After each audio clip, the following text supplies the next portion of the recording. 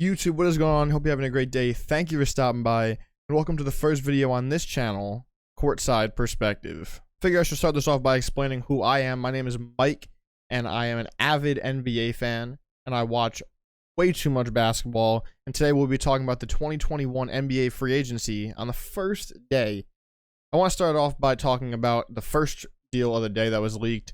Lonzo Ball to the Chicago Bulls for, I'm trying to figure out the number, I'm pretty sure it was like 4 years, and $85 million. An amazing deal. I think it's a sign and trade officially, and I love this fit.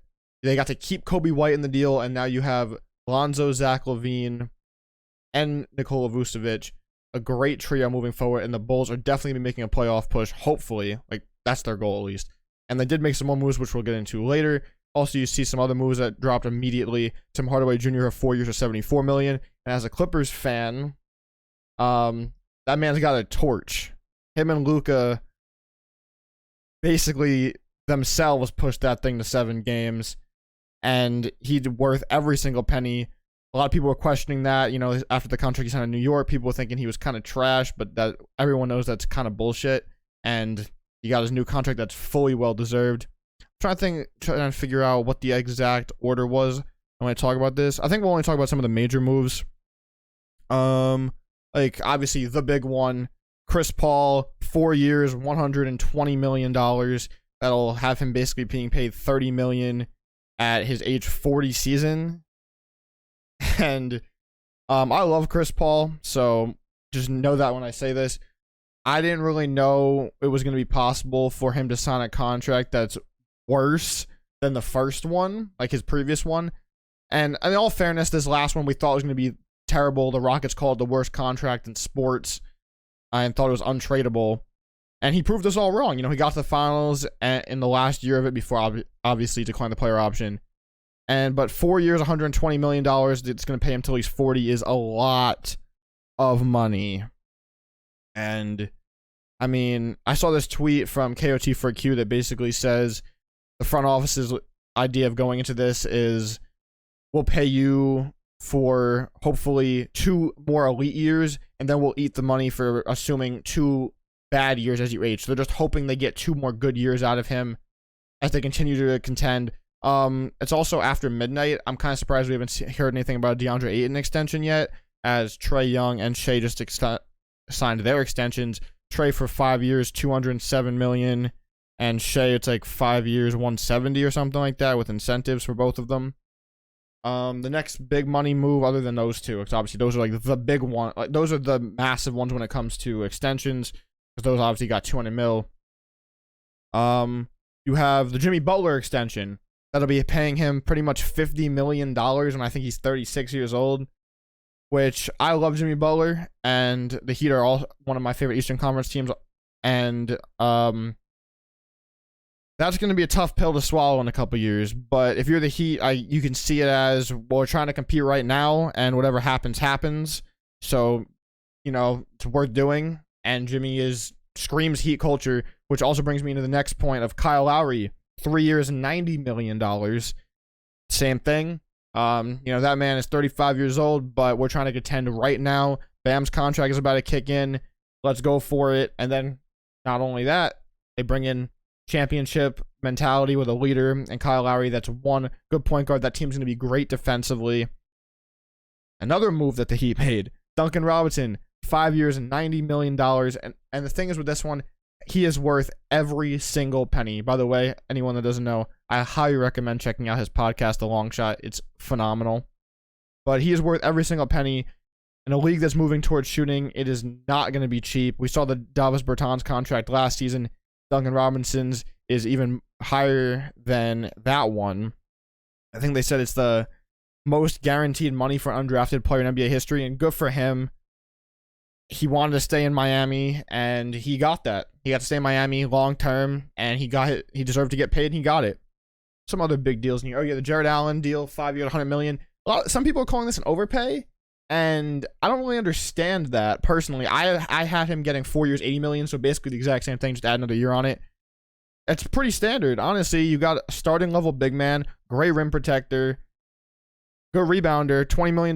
That's pretty standard. I guess some people are kind of seeing it as questionable considering they did just draft Mobley, but Mobley's really at this very moment not in physical shape to be a center in the NBA, and Mobley's also got a great skill set, can play the 4, and that's probably what they're looking forward to long term. What other deals we got in here? Let's see. Trying to find the big money ones. Like an hour or two ago, Norman Powell, 5 years, $90 million. He got his bag in Portland with that trade with Gary Trent. They flip-flop at the trade deadline, and Norman Powell did get his bag, which, speaking of Gary Trent, he also got his bag, 3 years, $54 million. For the Toronto side of this, I'm seeing that means that Toronto probably still wants to compete. They gave my man $54 million. They gave the Van Vliet all his money last offseason. Siakam's still on the books. Looks like they're still trying to compete, even though they had an unfortunate ending to this previous season. And for the Blazers side with Norman Powell, they've got to try and keep this team around Dame, assuming he's staying. I still think he wants to leave. Well, okay, we don't know if he wants to leave. I still think he should leave, but I mean, that's a discussion for another time. Mike Conley, first All-Star appearance this year, 3 years, $72.5 million to stay in Utah. I think this one's pretty self-explanatory. Had a great season for the 1 seed. Honestly, could have went all the way, maybe if he was healthy. I mean, we could have seen, obviously, they played my team, and he missed, I want to say 5 of the 6 games of that series. And things could be interesting for him. He's 33 years old. You might as well take the money while you got $24 million on average per year. I like that contract for both teams. But it's going to be questionable for the Jazz moving forward as well, because Donovan Mitchell's extension kicks in now. You just gave all that money to Mike Conley, and obviously we know the Rudy Gobert contract is absolutely insane. So this is what you're going to be looking at for the Jazz team with the next couple of years with that kind of a big 3, especially, like I said, with Mike Conley getting up there in age. And now we're going to go hoop back around real quick.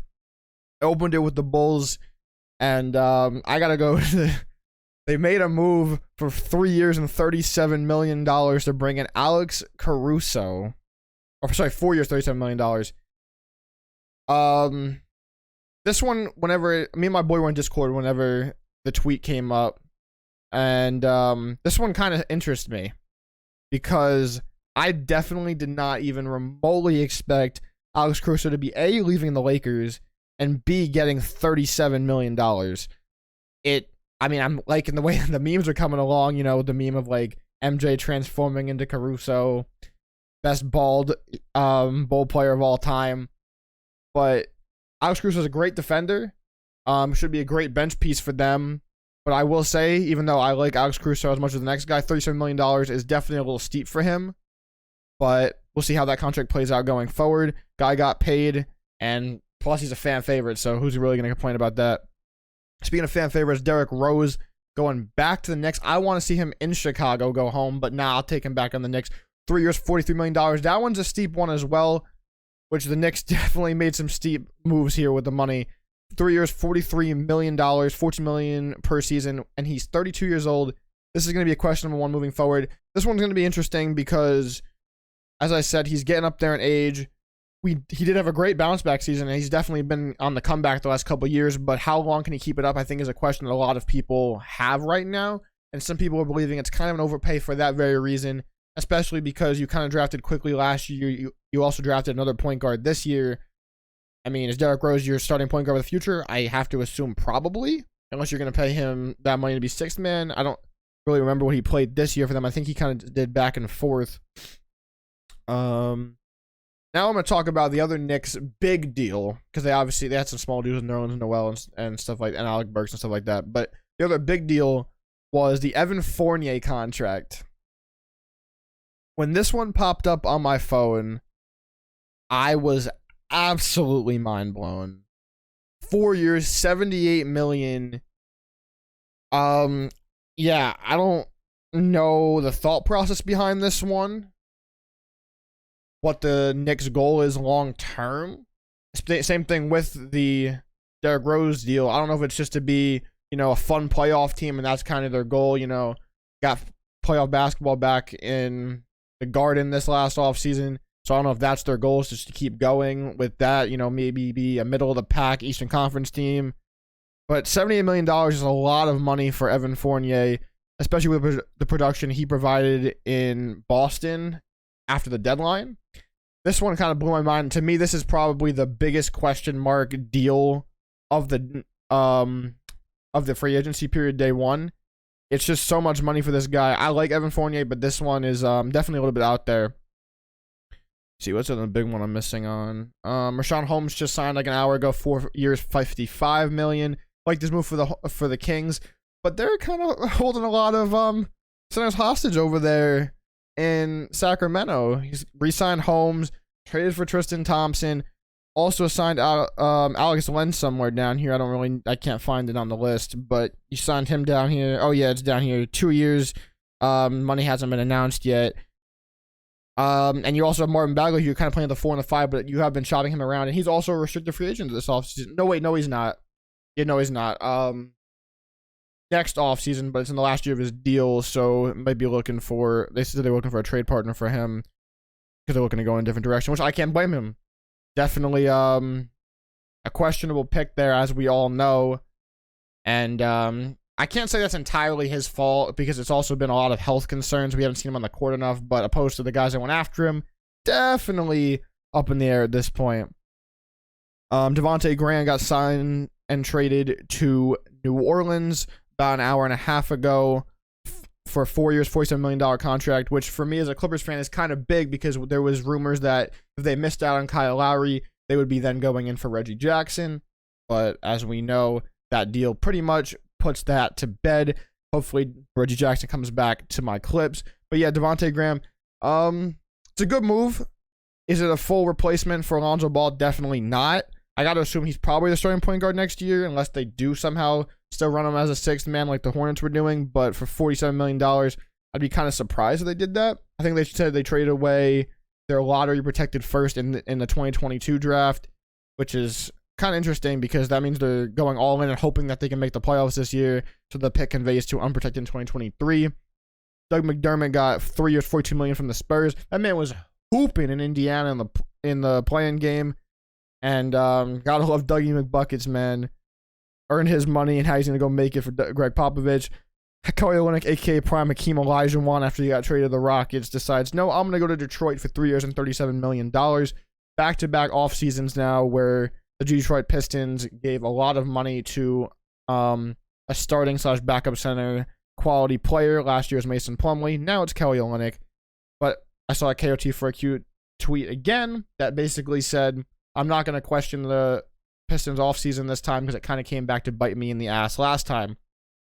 Speaking of the Houston Rockets, Daniel Tice, 4 years, $36 million to the Houston Rockets.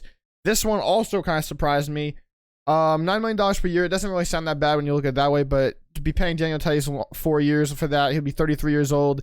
I don't really know if he's worth that much money, but at the same time, you know, what can you go wrong, especially as a team that's rebuilding right now. Also kind of a weird fit, though, because you do have Christian Wood already. But screw it. TJ McConnell re-signs in Indiana, 4 years, $35 million. Man is a defensive phenom, bro. To be the backup point guard behind Malcolm Brogdon, love it. Happy he found a home in Indiana. Will Barton's back in Denver on a 2-year deal. Zach Collins is back. He signed in Sacramento. I didn't even realize that. For 3 years, not bad for them. And Cameron Payne is back for the Suns. Yes, he signed a 3-year deal worth $19 million, and he was great in this playoffs run. I'm happy he got to come back to Phoenix, and he got paid. $6.5 million per year. It's not a lot opposed to some of these other things on the list, but the guy definitely reshaped his career this season. I'm happy to see where he's going to go going forward. PJ Tucker leaves Milwaukee after being traded at the deadline and getting his ring to go to the Heat on a 2-year deal with a player option on the second year for 2 years, $15 million. He made some moves, man. Like I said, the Jimmy Butler extension, the Kyle Lowry signing, but we don't know if it's sign and trade yet. There's been rumors that it's going to be, but we have no details on that yet. And Duncan Robinson signing, and then obviously the PJ Tucker contract. We also don't know anything about Kendrick Nunn, but it's kind of got to be assumed at this point that he's probably not coming back, especially with the money they've already guaranteed this offseason. Some other minor deals. You have Jeff Green leaves the Brooklyn Nets to go to the Denver Nuggets on a 2-year deal. I think he's got a player option on the second one. $10 million. Great pickup for them on the cheap. I'm kind of surprised that the Nets didn't bring him back, but I do know that where they're at in the salary cap. Speaking of which, they obviously did also re-sign Blake Griffin on a 1-year deal. I'm assuming it's probably closer to the minimum, but we don't actually have terms on that one yet. Like I said, I'm assuming it's closer to the minimum because he is still getting paid from the Pistons. Bobby Portis returns to the Bucks on a 2 years, $9 million deal. Love this. The Bucks and the fans love this man as a hype man. Great energy. Even as during watching the playoff run, I started to root for Bobby Portis. The man's got great energy, and he's a great bench piece for them as a backup center. What's some other minor deals in here? Oh, yes, my Clippers. We brought back Nicholas Batum on a 2-year deal. We don't know the terms of it yet. Some rumors that there might be a player option at the end of that on the second one. We don't know yet. I'm hoping it's just a full 2 years. It hasn't been said that it was signed without bird rights, so we still have our tax payer mid-level exception. Definitely going to be useful going forward, especially because we do have to probably pay Reggie Jackson. Speaking of the Clippers again, Kawhi, please come back. But what we're expecting right now is he'll probably opt.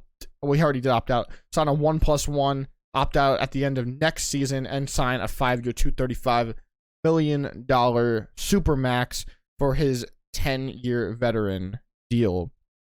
Dwight Howard's back on the Lakers. So is Wayne Ellington. He played there? I think he did, right? At some point? Pretty sure he did. Trevor Ariza is back in LA.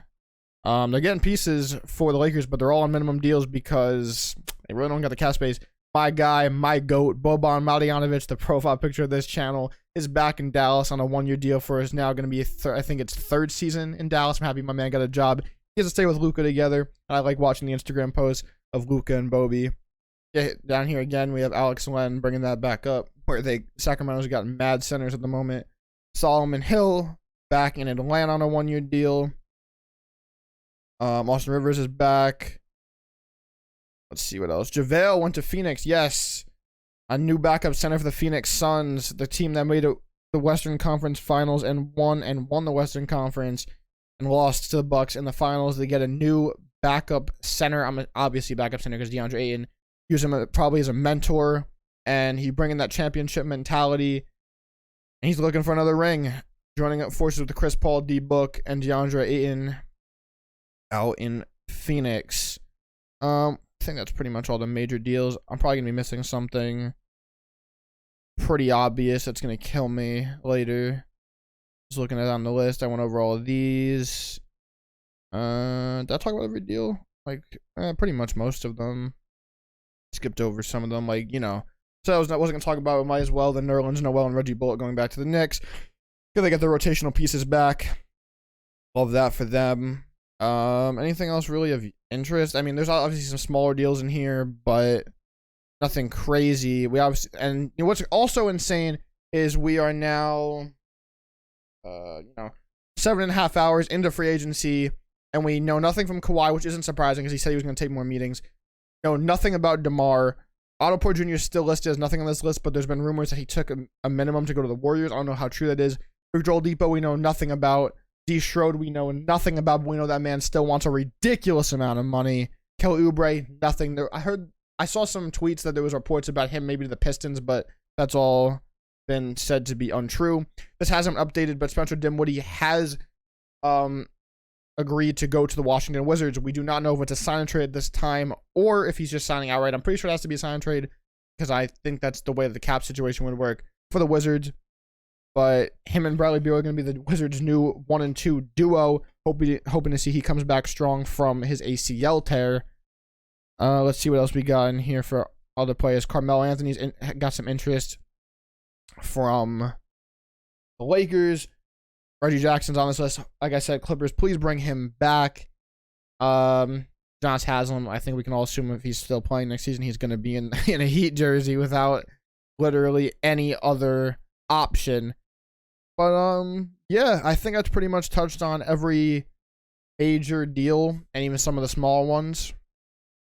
And yeah, it should be pretty good for this upcoming season. We still have multiple more days of free agency, and as I just said, a lot more players still need to make their decisions.